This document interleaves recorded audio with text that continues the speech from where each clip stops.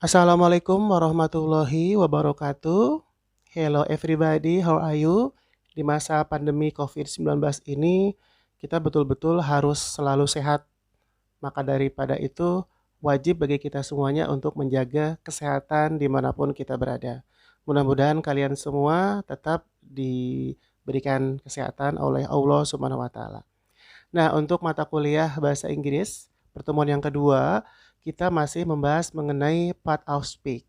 Kalau kemarin kita sudah mengupas tuntas mengenai noun atau kata benda. Nah, untuk episode atau pertemuan yang kedua ini kita akan membahas mengenai pronoun. Pronoun ini adalah kata ganti yang digunakan untuk menggantikan orang, hewan, dan benda. Nah, berikut bentuk dan contoh kata gantinya ya. Kita ke slide berikutnya. Nah, kita bedakan menjadi personal, possessive, and reflexive pronoun. Jadi personal pronoun ini adalah kata ganti orang. Kita bedakan menjadi subjek dan objek. Kemudian possessive pronoun ini merupakan kata ganti kepunyaan. Dibedakan menjadi kata sifat kepunyaan dan kata ganti kepunyaan.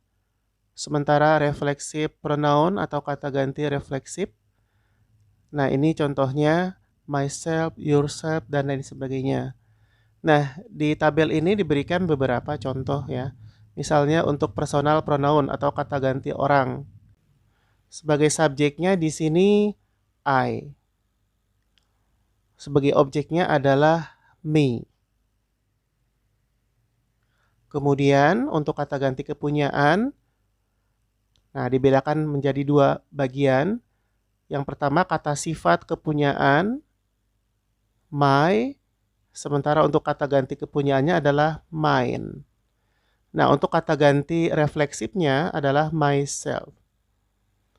Begitu juga dengan you, maka kata ganti orang sebagai objeknya tetap you. Kemudian kata ganti kepunyaan untuk kata sifat kepunyaannya your.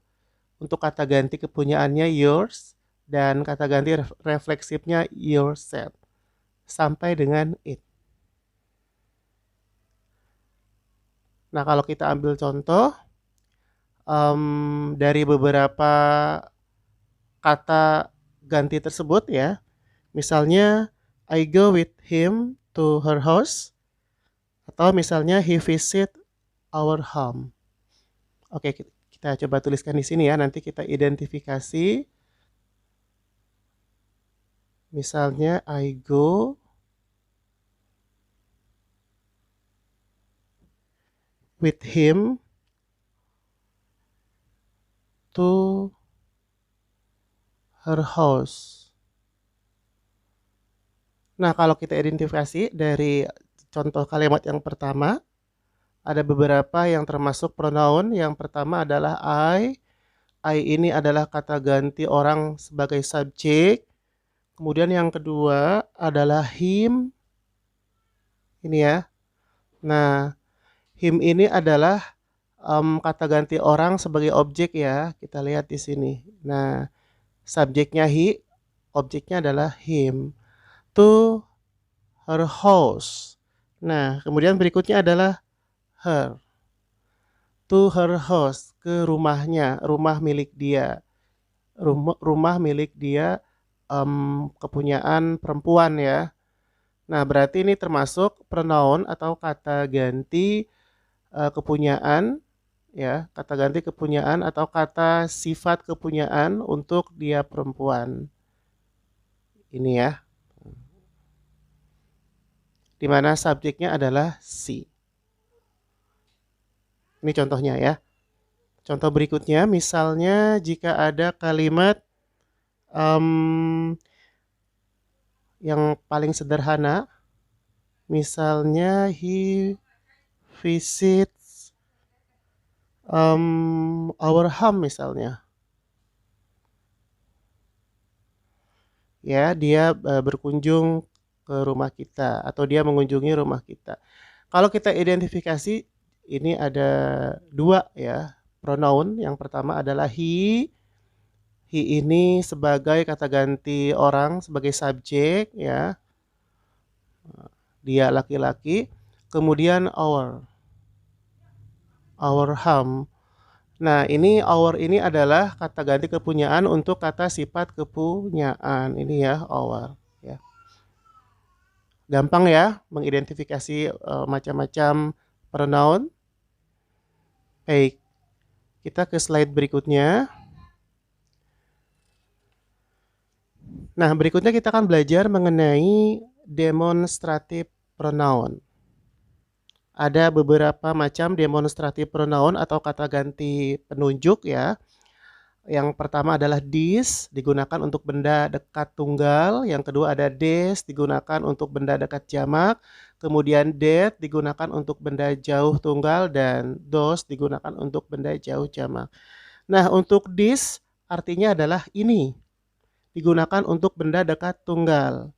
Contoh yang paling sederhana untuk kalimat yang menggunakan kata this. Misalnya, this is my pen. Ini pulpen saya. Ya, digunakan untuk benda dekat tunggal. Artinya pulpen tersebut letaknya tidak jauh dari saya. Ya. Oke, this is my pen. Dan pennya ini satu ya, atau sifatnya tunggal. Begitu juga dengan kalimat tanyanya. Untuk contoh kalimat tanyanya jadi seperti ini. What is this? Apa ini? Ya. What is this? Apa ini? Nah, ini menunjukkan kalimat tanya yang menunjukkan untuk benda dekat tunggal. Berikutnya this digunakan untuk benda dekat jamak. Kalau tadi benda dekatnya tunggal, sekarang benda dekatnya jamak. Contohnya adalah kalimat yang paling sederhana, misalnya these are, misalnya our cares, misalnya ya. Oke, these are our cares. Ini adalah mobil-mobil kita ya. Ini adalah mobil kita. Jadi ada sebuah benda atau objek ya. Objeknya ini lebih daripada satu. Kepunyaan kita ya, kepunyaan kita. Kita juga lebih daripada satu ya. Tapi benda tersebut dekat jaraknya ya. Sehingga kita tuliskan di sini menggunakan these. These are our cares. Kemudian kalau kalimat tanyanya bisa seperti ini. Misalnya what are these? Ya. What are these? Ya. Apa ini? Ya. Apa ini? Tapi menunjukkan jamak. Ininya lebih dari satu. Ya. Nah, kemudian yang ketiga that yang digunakan untuk benda jauh tunggal. Ya. Contohnya yang paling sederhana, that is your pen ya, itu pulpenmu ya, pulpennya tunggal, kemudian pulpennya terletak jauh dari posisi posisi kamu begitu ya. Atau kalau kita ambil contoh kalimat tanyanya misalnya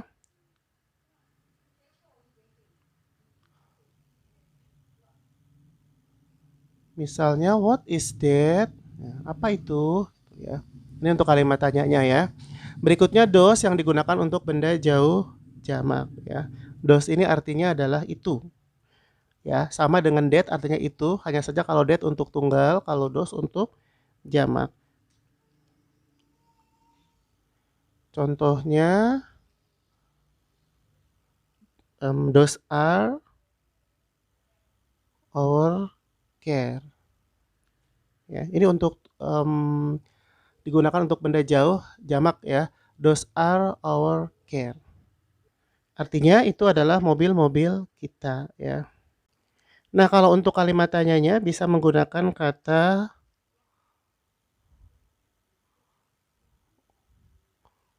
what are those gitu ya.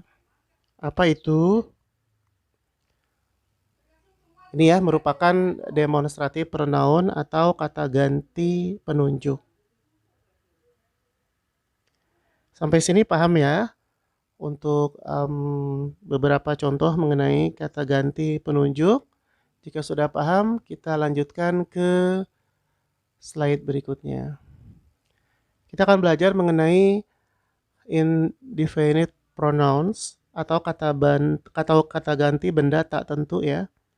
Indefinite pronouns ada beberapa kata ganti benda tak tentu. Yang pertama adalah each, artinya bisa setiap atau bisa masing-masing, bisa juga tiap-tiap. Kemudian yang kedua ada one atau once, artinya bisa yang satu atau bisa yang lainnya ya. Kemudian berikutnya ada someone, somebody, somewhere, anyone, anybody, anything, something, anywhere. Nah, kalau yang ketiga ini biasanya kalau diawali dengan some ini menunjukkan kalimat untuk kalimat positif ya. Kalau diawali dengan any biasanya untuk membentuk sebuah kalimat negatif ya. Baik, kita langsung ke contoh soal untuk kata ganti benda tak tentu. Yang pertama adalah each. Misalnya I have two watch. Ya. I have two watch. Kemudian and then it cost dalam rupiah misalnya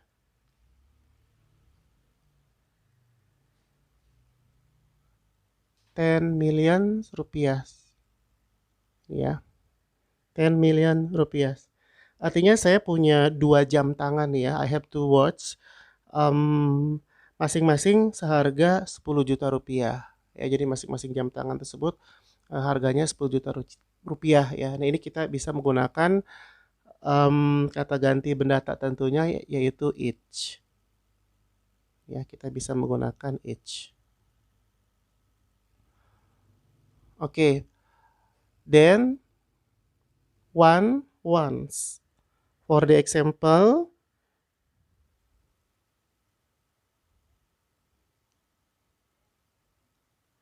this car is new.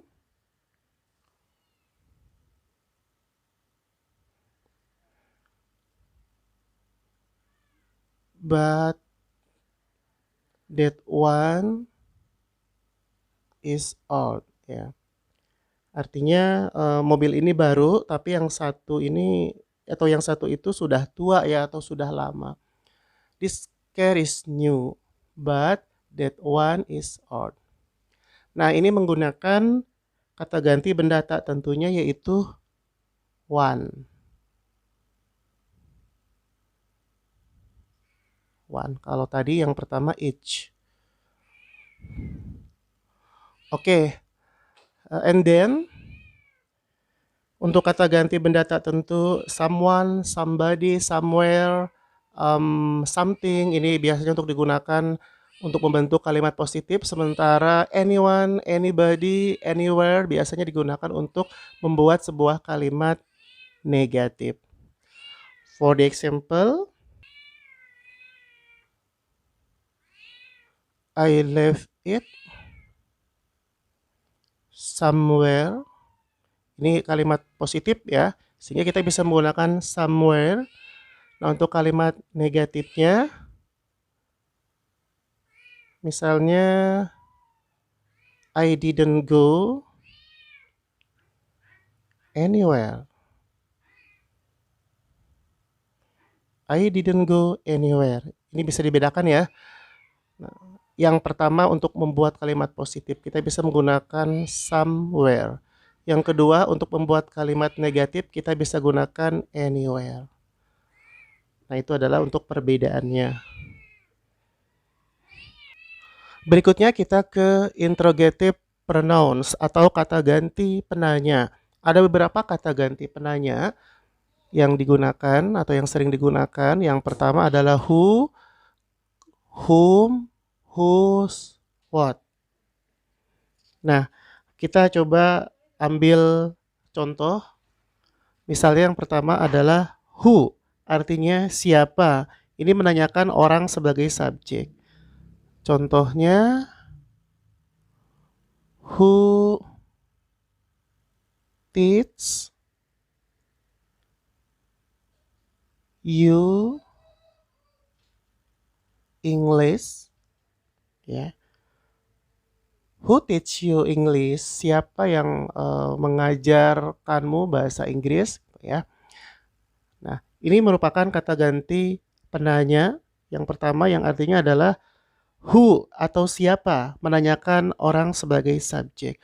Kemudian yang kedua adalah whom, siapa, ini menanyakan orang sebagai objek ya, beda dengan who sebagai subjek. Nah, kalau untuk whom sebagai objek. For the example,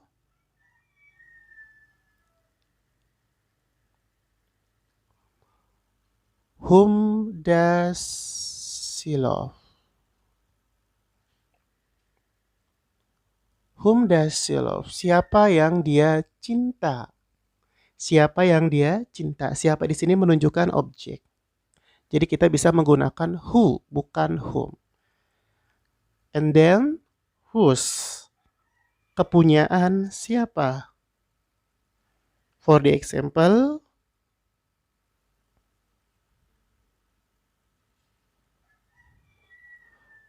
whose car is this?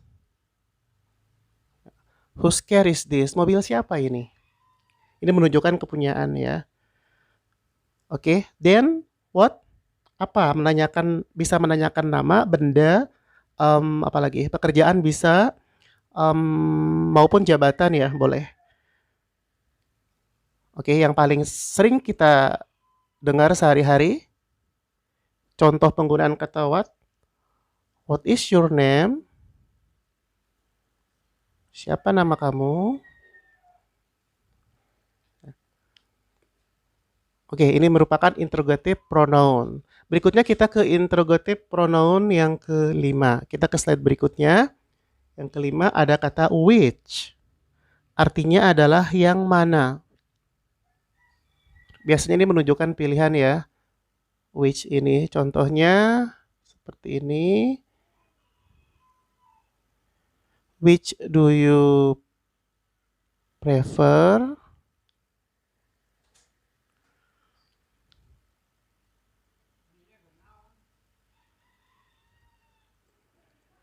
The tea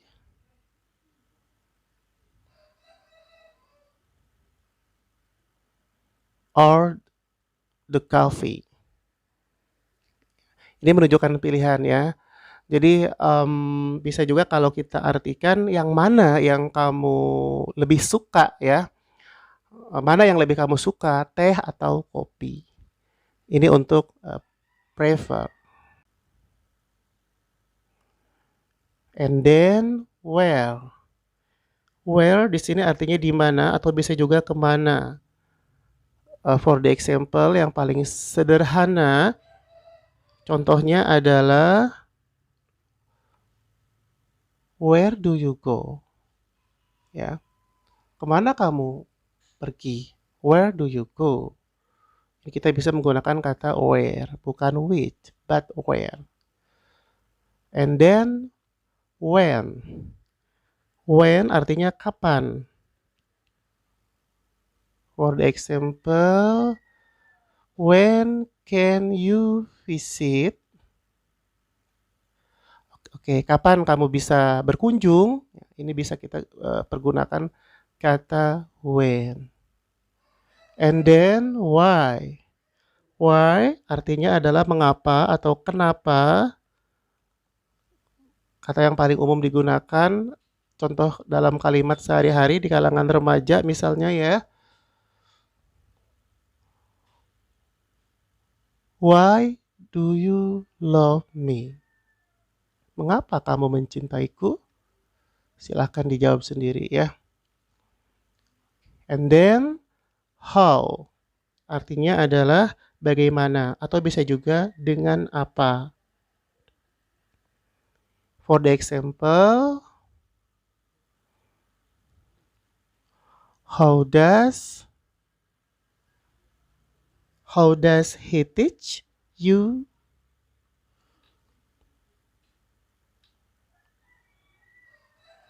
every day. Okay. How does he teach you every day? Ya.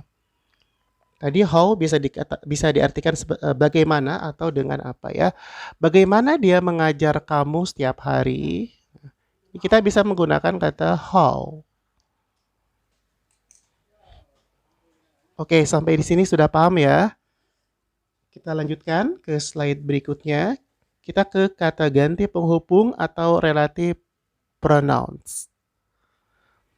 Nah, kata ganti penghubung atau relative pronouns ini adalah kata ganti yang digunakan untuk memperkenalkan adjective clause yang menerangkan kata benda. Ada beberapa kata ganti penghubung. Contohnya di sini adalah who, which, whom, whose, and that. Nah, perbedaannya adalah kalau untuk who, dia fungsinya bisa sebagai subjek dan digunakan untuk menerangkan noun atau orang, artinya adalah yang. Sementara untuk whom, fungsinya sebagai objek ya. Beda dengan who tadi fungsinya sebagai subjek, kalau whom fungsinya sebagai objek, digunakan untuk menerangkan noun atau orang, artinya yaitu yang. And then which. Which di sini fungsinya bisa sebagai subjek atau objek, digunakan untuk menerangkan noun, bisa benda atau hewan, artinya juga sama yaitu yang. Berikutnya adalah whose.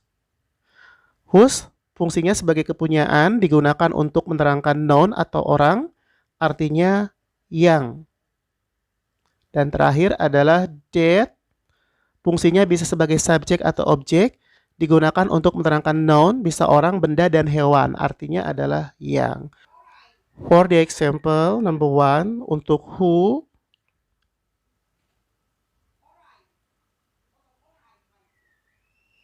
the man who speaks English every day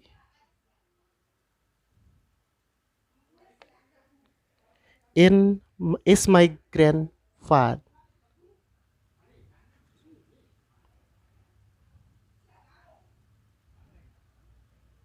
Is my grandfather. Oke, kita ulangi ya. Contohnya misalnya the man who speaks English every day is my grandfather. Nah, ini penggunaan kata who.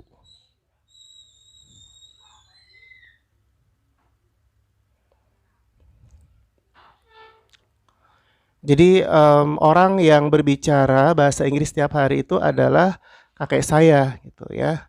Oke. Coba kita bandingkan dengan contoh yang kedua, whom.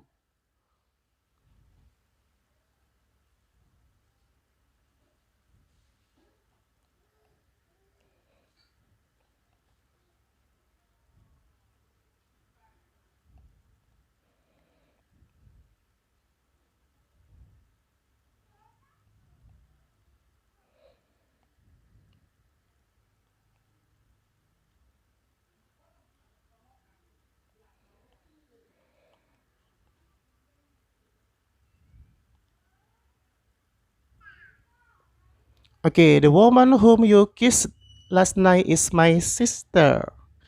Perempuan yang kamu cium tadi malam itu adalah siapa? Adik saya ya, adik perempuan saya. Ini kita bisa menggunakan whom. Bisa ya dilihat perbedaannya ya. Untuk kalimat yang pertama, the man who. The man who speaks, who itu adalah yang. Jadi orang yang berbicara atau laki-laki yang berbicara. Ini kan sebagai subjek ya, beda dengan yang kedua, the woman whom. The woman whom you kiss. Nah, jadi wanita yang kamu cium, ini sebagai objek. Ya, jadi wanita tersebut sebagai objek. Karena wanita tersebut yang Anda cium.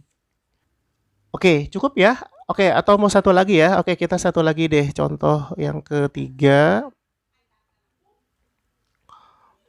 Contoh yang ketiga, kita bisa menggunakan kata which.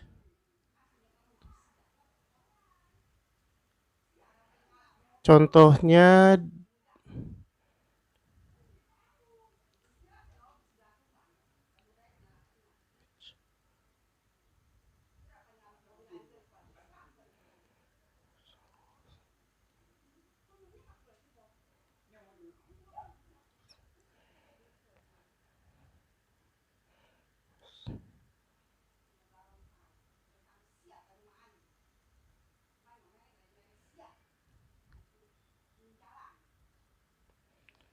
Oke, for the example, the movie which we saw last night was very good. Artinya, film yang kita tonton tadi malam itu sangat bagus, ya. Which kita bisa pergunakan kata which. We can use the word of which.